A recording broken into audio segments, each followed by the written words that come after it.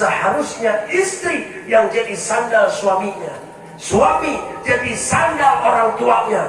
Apalagi anak laki, wajib bakti taat kepada orang tuanya sampai dirinya meninggal. Bukan sampai orang tuanya meninggal, sampai dirinya meninggal. Artinya apa? Kalau bapak ibunya sudah meninggal, dia tetap harus taat kepada bapak ibunya. Insya Allah di Citanglar, insya Allah bapak-bapak yang di Citanglar mah sandal orang tuanya.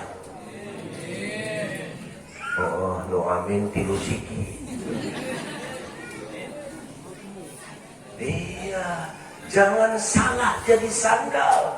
Takutnya nanti seperti sandal yang menempel kepada orang yang jurusannya nar, jurusannya neraka.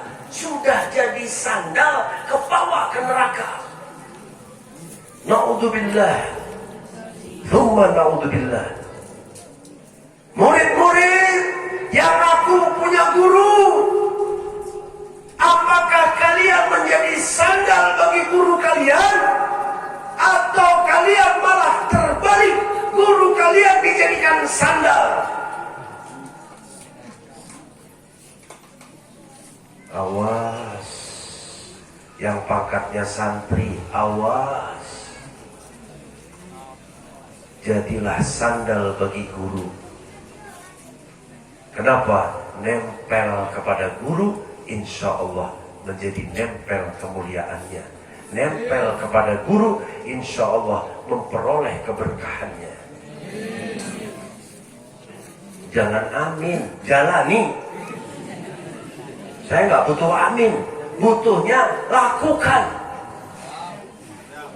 Anak perempuan, awas yang belum menikah, kalau memang sehari-harinya di rumah, awas, jadilah sandal bagi orang tua kalian, wabil khusus ibu. Ummi, baru abi. Beb, saya suka bingung, Beb. Kadang ibu manggil, berbarengan bapak manggil. Bagaimana saya harus bersikap? Pakai akhlak wa adab. Datangi dulu bapaknya sambil ucapkan, Pak, maaf, ibu juga manggil.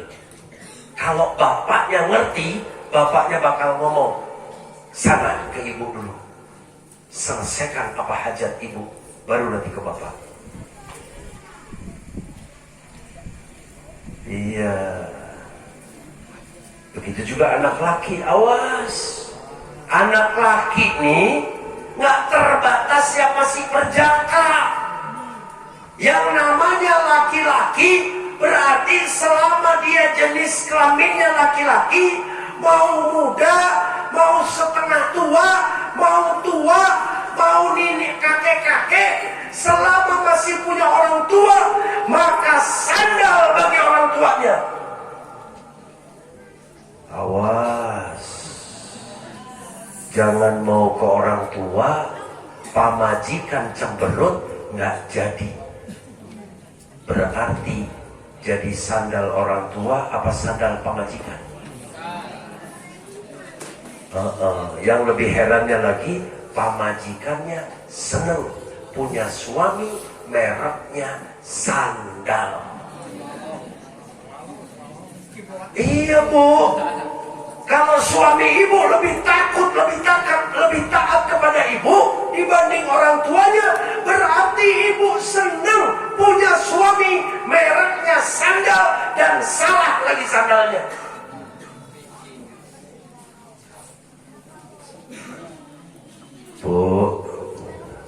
Bu, coba yang sudah punya suami angkat tangannya. Yang nggak ngangkat saya doain. Masya Allah. Mulai malam ini ya Bu, mulai malam ini sering-sering minta maaf kepada suami.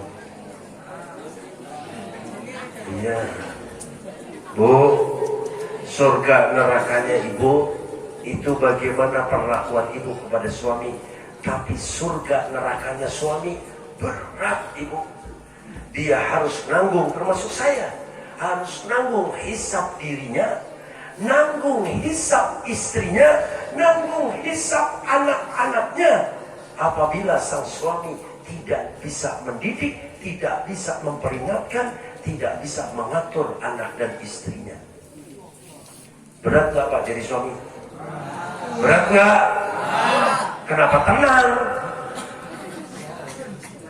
Iya, kadang-kadang saya suka bingung. Jadi suami ini yang penting udah ngasih nafkah lahir wa batin, udah. Begitu kan Pak? Betul nggak? Sudah Beb, saya sebagai suami, saya sudah menjalankan. Saya memberi nafkah lahir dan batin bagi anak dan istri saya. Nafkah lahir batin aja nggak jelas. Contoh nih, contoh di beberapa tempat saya sering sampaikan biar melek para suami. Nafkah lahir apa saja Pak? Sandal, pangan, papan, pakaian, makanan, tempat tinggal. Betul? Suami wajib memberi makan anak istri, memberi pakaian anak istri, memberi tempat tinggal anak istri, mau ngontrak, mau pinjam rumah orang, mau apapun, tapi memberi tempat tinggal kepada anak dan istri. Mau satu kamar bareng-bareng, mau 2 kamar, mau 3 kamar, mau 100 kamar. Betul Pak? Sudah? Sudah belum? Sudah belum ngasih makan? Ini aneh gak ada yang jawab. Sudah belum ngasih pakaian? Sudah belum ngasih tempat tinggal? Alhamdulillah. Kok belum? Selama ini tinggal di jalan. Nggak apa-apa, umpama ikut orang tua. Yang penting anak istri aman di dalam satu tempat. Yang terakhir apa? Nafkah batin. Malam Jumat lancar Bu? Kan ini banyak anak kecil di sini. Saya mau nanya sama bapak-bapaknya nih. Saya nggak nanya sama ibu-ibunya. Wajib memberi nafkah lahir dan batin untuk istri dan anak-anaknya. Kalau istri nafkah batinnya malam Jumat, kalau ini istilah ya, malam Jumat dianggap nafkah batin, saya mau nanya, anak perempuannya malam apa dikasih nafkah batin? Benar, anak perempuannya malam minggu dijimat sama bapak? Enggak, ini enggak main-main. Kenapa? Karena salah berpikirnya. Saya mau tanya, jawab yang serius. Kalau ibunya malam Jumat dinafkahi batin, saya nanya, anak perempuannya malam apa? Tidak mungkin jawab, masa anak perempuan saya jimat? Masa anak perempuan saya gauli? Kalau gitu, anak perempuan bapak tidak pernah dikasih nafkah batin.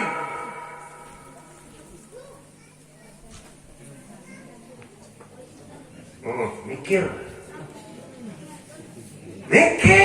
Kalau besok mati bapak, ditanya malaikat, sudahkah kau beri nafkah batin istrimu? Sudah wahai malaikat. Sudahkah kau beri nafkah batin anak perempuanmu? Belum ya malaikat. Lalu apakah bapak selamat dengan tanggung jawab itu?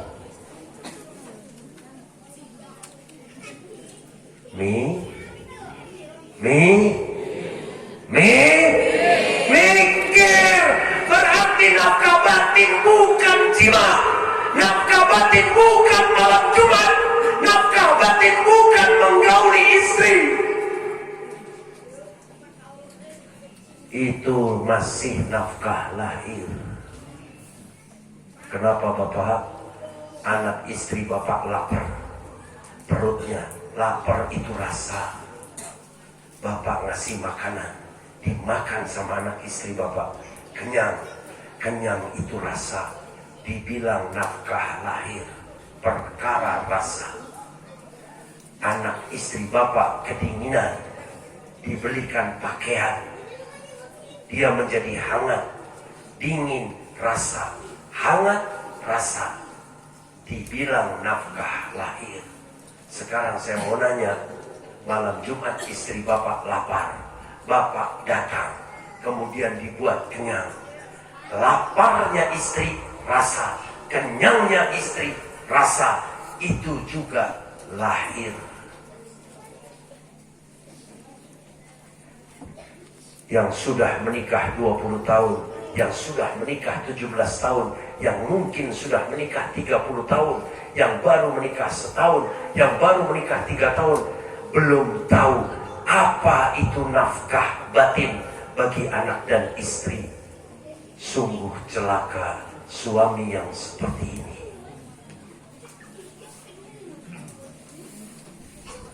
Bu, mau tahu bu nafkah batin? Nih Pak, nafkah batin untuk anak dan istri. Kenalkan anak dan istri tentang Allah Ta'alanya.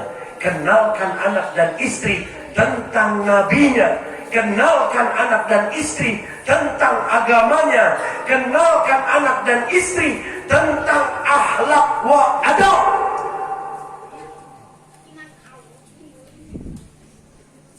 Bu, pernah gak bu bapaknya ngasih nafkah batin ke ibu, menjelaskan tentang Allah Ta'alanya?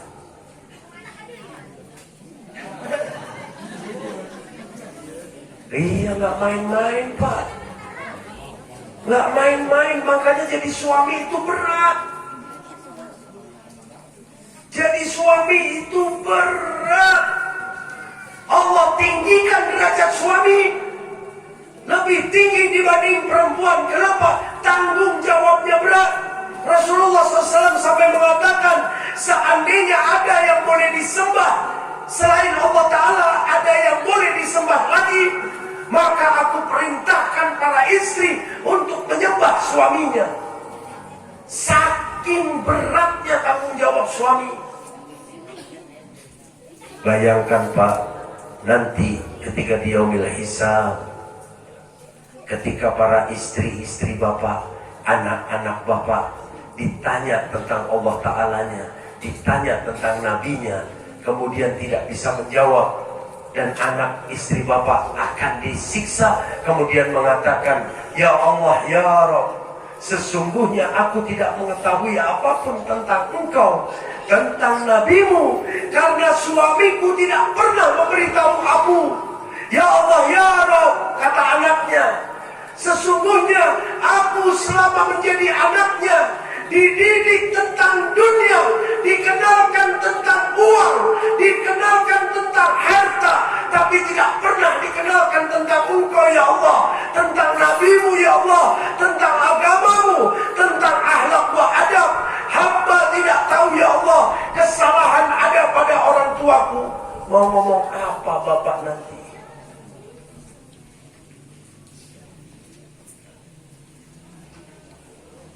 Awas. Ya, selesai malam ini yang para suami tafakur, mikir. Ketika tidak mampu, itulah gunanya kiai, itulah gunanya ustaz, itulah gunanya ulama di kampung setempat. Belajarlah kepada mereka. Cerewet sama kiai, cerewet sama ulama. Makanya bersyukur kalau di satu tempat tuh ada pesantren. Saya heran orang sekarang lebih berpikir pusing kalau anaknya nggak sekolah dibanding anaknya tidak tahu tentang Allah Ta'alanya, tidak tahu tentang nabinya. Bapak ibu lebih pusing kalau anaknya nggak ngerti soal matematik, nggak ngerti soal bahasa Inggris, nggak ngerti soal apapun urusan dunia. Tapi bapak ibu tenang ketika anaknya tidak tahu Allah Ta'alanya, tidak tahu nabinya, tidak kenal agamanya.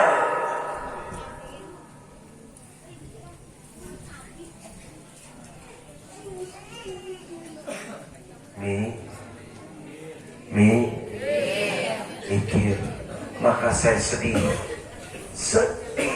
kalau ada pesantren tapi bahkan kiainya sampai mendatangi supaya anak-anaknya dipesantrenkan.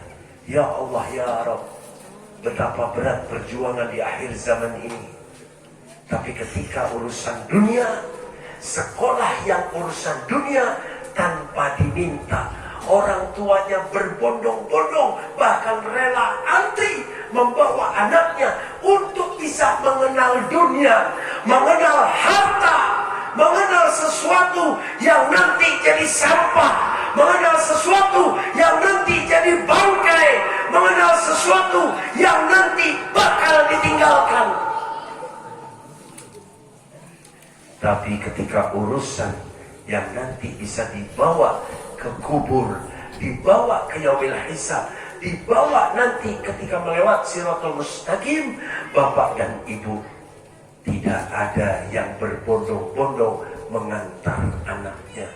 Artinya apa bapak ibu? Bapak ibu lebih rela anaknya menjadi ahli neraka daripada menjadi ahli surga. Lalu apakah bisa dikatakan kita orang tua yang mencintai anaknya? Apakah bisa dikatakan kita suami yang mencintai istri dan anak-anaknya? Pembohong paling nyata di muka bumi.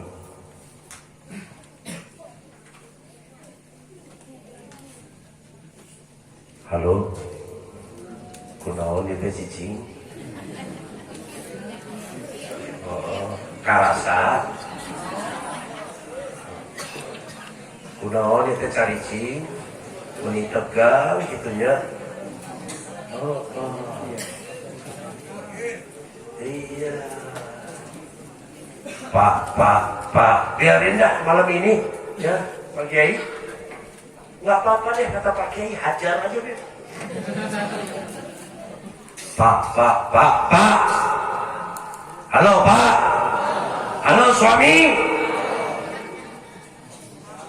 Coba nanti malam ini pulang, besok jelasin ke istri dan anak-anaknya.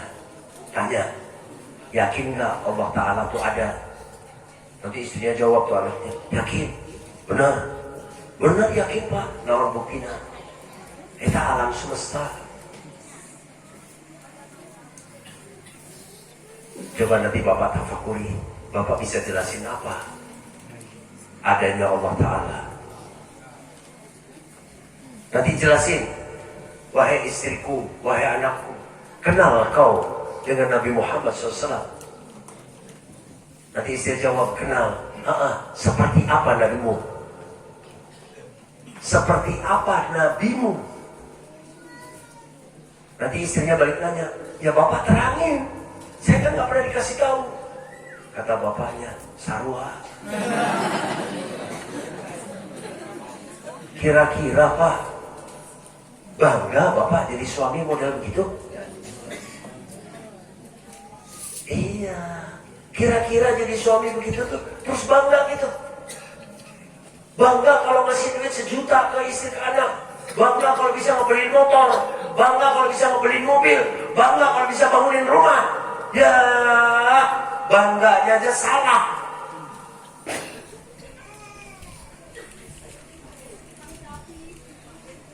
Bu, pernah nggak Bu, ibu seumur hidup jadi istri dipanggil sama suami, wahai istriku yang cantik, sini. Datang, terus suaminya bawa Al-Quran. Bu, tolong baca surat Al-Fatihah. Bapak mau dengar, salah nggak ibu bacanya? Pernah Bu selama jadi istri? Jujur, nggak bohong kan? Pernah nggak Bu selama jadi istri? Belum pernah. Itulah model suami ibu. Lah, terus emang suami orang? Bu, selama ibu jadi istri, pernah nggak Bu ibu ngambil air wudhu dipelototin sama suami? Bu, ambil air wudhu, saya mau lihat ibu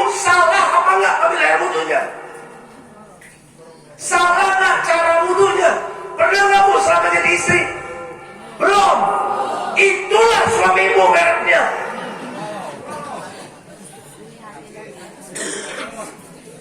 Bu, malam Jumat lancar, alhamdulillah.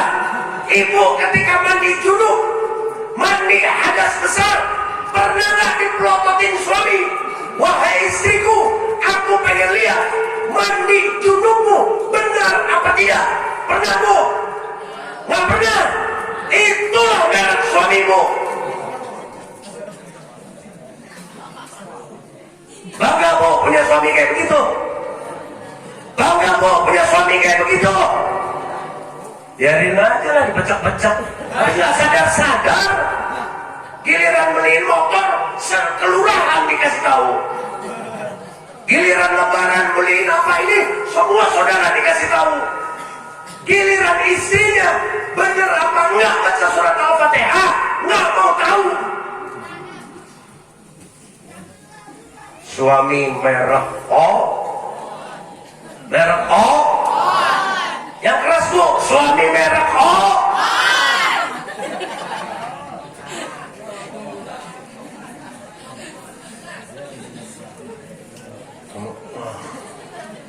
Ya, udah ngomongin suami istri udah cukup. Pulang dari sini kayaknya jalannya pada miring semua, nggak apa-apa. Ya, saya kembali lagi ke persoalan sandal. Kalau sandal diumpamakan, sandal yang dipakai Nabi diumpamakan para aulia, para sahabat, para orang-orang soleh, para dzurriyyah Nabi yang memang faham, maka jadilah debu yang menempel di sandal-sandal itu. Jangan jauh Bapak Ibu, jangan jauh dari kiai, jangan jauh dari ulama, jangan jauh dari habaib, jangan jauh dari orang-orang yang di hatinya ada kecintaan kepada Rasulullah sallallahu alaihi wasallam. Sandal saya umpamakan, dia rela berkorban untuk apapun bagi tuannya. Saya umpamakan sandal itu memiliki rasa cinta yang luar biasa kepada tuannya. Menempellah kepada orang-orang yang punya rasa cinta kepada Rasulullah SAW. Mudah-mudahan walaupun kita debu, tapi kita menempel kepada sandal yang benar. Sandal ini sandal yang membawa kepada kemuliaan. Mudah-mudahan kita terbawa mulia. Mudah-mudahan kita terbawa selamat. Mudah-mudahan kita masuk ke dalam gerbong yang nanti menjadi harapan umat Islam. Ketika nanti semuanya memohon syafaat baginda Nabi besar Muhammad sallallahu alaihi wasallam. Jadilah debu yang menempel, jadilah sandal yang menempel, jadilah sesuatu yang menempel kepada yang mulia, yang terus berujung sampai kepada baginda Nabi besar Muhammad sallallahu alaihi wasallam.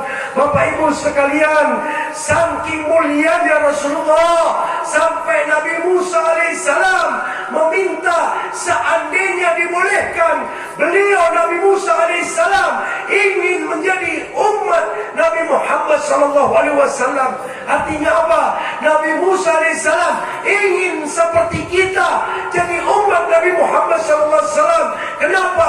Karena Nabi Musa alaihissalam tahu seberapa kemuliaan Rasulullah SAW. Nabi Musa alaihissalam faham setinggi apa Rasulullah SAW di hadapan Allah Ta'ala. Nah kalau kita umatnya nggak ngerti ini, katanya umat Nabi tapi nggak ngerti Nabinya, ya Allah alangkah ruginya.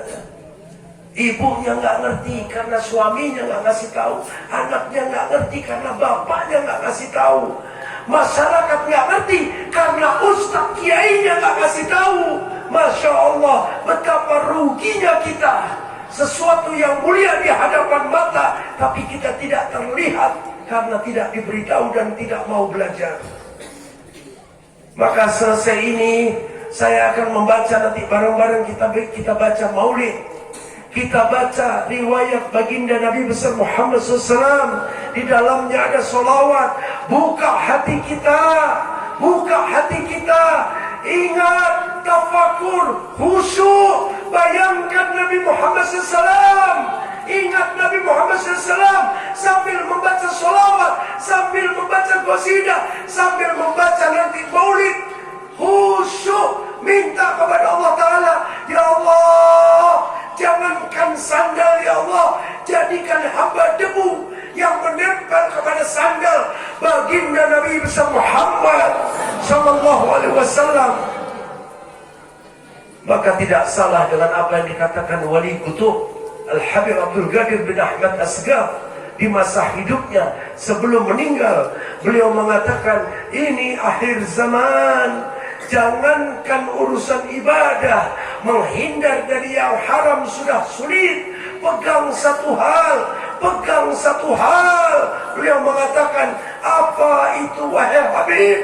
Apa itu wahai aulia? Beliau Al-Habib Abdul Qadir bin Ahmad Asghaf mengatakan, peganglah mahabbah, mahabbah, mahabbah. Tumbuhkan kecintaan di hati kalian kepada apapun yang terkait ujungnya kepada baginda Nabi besar Muhammad Sallallahu Alaihi Wasallam. Jadi mulai sekarang Bapak, Ibu, kalau baca sholawat, baca maulid, pakai rasa, pakai hati.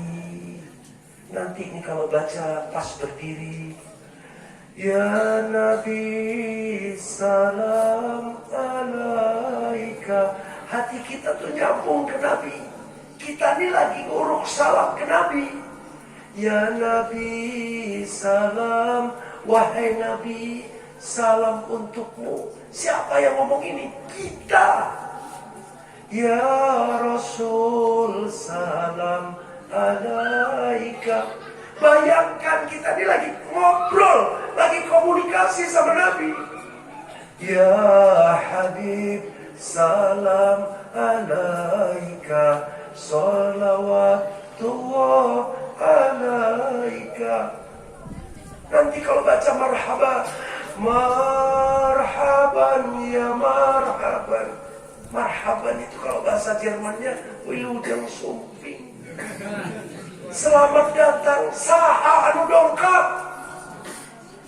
Siapa yang kita ngomong marhaban ya marhaban ya nurul aini, saha anu dongkap? Siapa? Siapa yang diharapkan datang? Nabi Muhammad SAW. Maka pantas nggak ngomong marhaba, tapi pikiran kemana, hati kemana, akhlak wa adab, sikap tidak ada ditunjukkan bahwa sedang berharap Rasulullah datang. Coba kalau presiden yang datang, nggak ada yang berani bergerak, semua fokus. Coba kalau gubernur yang datang, coba kalau ada jenderal yang datang, bupati yang datang, semua fokus. Apa arti bupati? Apa arti jenderal? Apa arti presiden dibanding baginda Nabi besar Muhammad Sallallahu Alaihi Wasallam? Kalau ke bupati, ke gubernur, ke presiden kita bisa menunjukkan rasa hormat, maka aneh, sungguh aneh, ke nabinya tidak ada rasa hormat, tidak ada akhlak wa adab.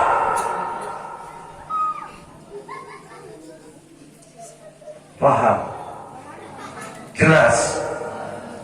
Makanya mudah-mudahan mulai malam ini, nanti seterusnya tidak ada ketika acara maulid, umpama acara rajaban di banyak tempat sering saya saksikan. Acara rajaban, acara maulid, judulnya perayaan maulid, tapi Masya Allah ketika dibacakan maulid, entah itu Situduror, entah itu Adiba, entah itu yang lain, dibacanya habis maghrib di musola umpama, yang baca santri paling 5-6 orang.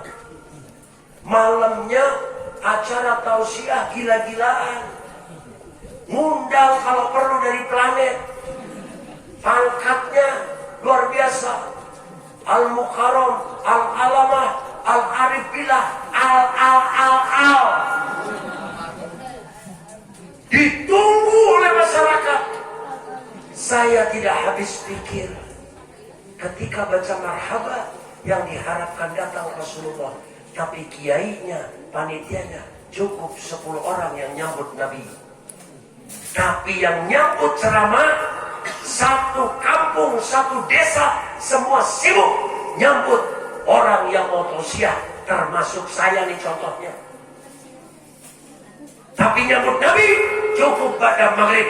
Nanti malam acara puncak, bahkan MC-nya ikut gila-gilaan. Begitu malam MC-nya ngomong, ini acara yang ditunggu-tunggu, tausiah dari Al-Mukarram, Al. Seharusnya MC mengatakan ketika nanti dibacakan maulid, ini acara yang ditunggu-tunggu karena kita berharap hadirnya baginda Nabi besar Muhammad. Betapa banyak umat Islam mengaku bangga punya Nabi Muhammad SAW, tapi secara tidak langsung menghinakan Rasulullah SAW. Seakan-akan Nabi Muhammad lebih tidak berarti dibanding penceramah. Seakan-akan Nabi Muhammad SAW tidak penting, lebih penting penceramah. Ya Pak, banyak gak yang gitu? Jangankan di masyarakat umum, di pesantren begitu. Nanti lagi dibacakan maulid, dibacakan kedibah, dibacakan Asrarul Anam, dibacakan itu, santrinya baca sambil teriak marhaban ya marhaban di musola atau masjid. Kiainya, ustadznya ngobrol di kamar, ngobrol di rumahnya sambil ngerokok, sambil cekikik. Artinya apa? Merasa lebih mulia dari Nabi. Cukup yang nyambut Nabi santrinya, sementara kiainya ngobrol di rumah, tidak punya akhlak wa adab ke Nabinya. Lalu pantas dipanggil kiai, lalu pantas dicium tangannya, lalu pantas dipanggil ustaz, lalu pantas dipanggil mama, lalu pantas dipanggil sebutan apapun ketika Rasulullah dihina